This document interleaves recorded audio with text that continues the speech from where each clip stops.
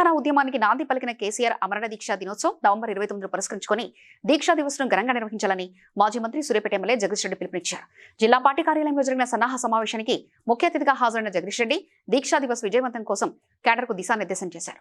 కార్యక్రమంలో పార్టీ నాయకులతో పాటు పెద్ద ఎత్తున ఉద్యమకారులు కార్యకర్తలు పాల్గొనాలని ఆయన కోరారు. కేసీఆర్ అమర దీక్షతోనే తెలంగాణ పోరాటం మలుపు జరిగిందని, ఢిల్లీ దిగొచ్చి తెలంగాణ రాష్ట్రాన్ని ప్రకటించిందంటూ గుర్తు చేశారు.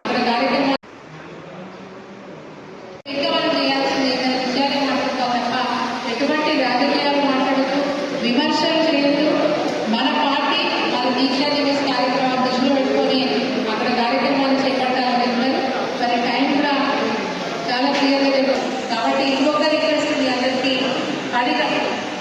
10 గంటలకు కార్యక్రమం అంటే 10 గంటల వరకు మీరు హాజరైతే మనం 1 గంట వరకు మళ్ళీ ఎక్కడో అక్కడ వెళ్ళిపోయే అవకాశం ఉంటుంది. కాబట్టి దయచేసి సమయం అందరూ పాటించాలని చెప్పి మళ్ళొకసారి మీ అందరికీ రిక్వెస్ట్ చేస్తూ నేను సెలవు తీసుకుంటున్నా. జై ప్రపంచంలోనే రికార్డు సమయంలో లక్ష్యాన్ని చేరుకున్న పార్టీ టీఆర్ఎస్ పార్టీ.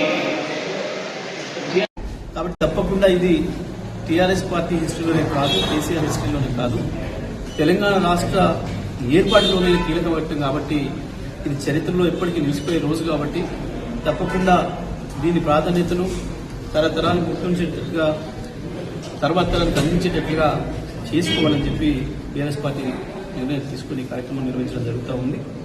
దీంట్లో మొత్తం ప్రతి గ్రామం నుండి కూడా పెద్ద ఎత్తున శ్రేణులు పార్టిసిపేట్ చేయాలని, ప్రజలు కూడా భాగస్వాములు కావాలని చెప్పి కోరడం జరిగింది.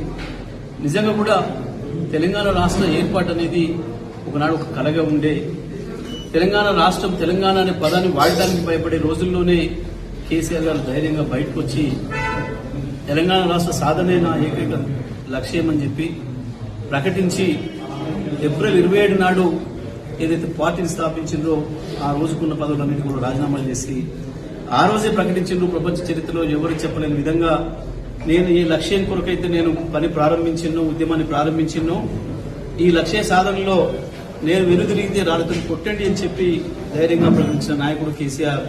ఆ రోజే ప్రజలకు ఒక విశ్వాసం ఇచ్చిండు. ఓహో, ఎట్టి పరిస్థితుల్లో కూడా తెలంగాణ వచ్చి తీరుతుంది, ఒక నాయకుడు పట్టుకున్న నాయకుడు నేను వదలను అని చెప్పి ప్రకటించింది కాబట్టి అని చెప్పి ప్రజలు నమ్మడం ప్రారంభమైంది.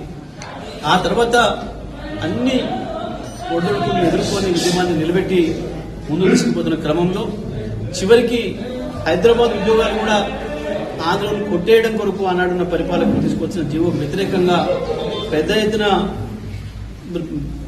ఉద్యోగులు, నిరుద్యోగ యువకులు ముందుకు వచ్చిన సందర్భంలో ఇక చూస్తే ఊరుకుంటే లాభం లేదు, ఏదో ఒకటి చేసి తీరాలి అని చెప్పి దానికున్న ఏకైక మార్గం నేను మొదటి రోజే ప్రకటించిన ఒక్క రక్త పొట్టు కారకుండా, ఒక్క విద్యార్థికి ఒక తరగతి గంట వృధా కాకుండా తెలంగాణ రాష్ట్ర ఏర్పాటు చేస్తా అని చెప్పి నేను ఆడు ప్రకటించిన, తెలంగాణ రాష్ట్ర సాధన చేసి తీరుతా అని చెప్పి ప్రకటించిన.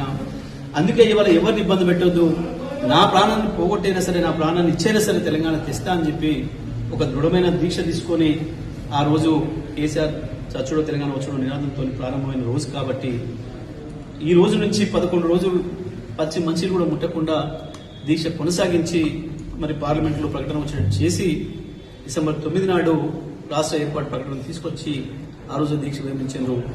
అందుకే మనం ఈ నవంబర్ 9ని తెలంగాణ ప్రజలు, నవంబర్ 29ని తెలంగాణ ప్రజలు ఎప్పటికీ గుర్తుపెట్టుకున్న దినంగా ప్రతి సంవత్సరం జ్ఞాపకం చేయాలని చెప్పే కార్యక్రమాన్ని చేస్తున్నాం. కాబట్టి అన్ని వర్గాల ప్రజలు, పార్టీ శ్రేణులందరూ కూడా Please like and share, subscribe to BCN Telugu News.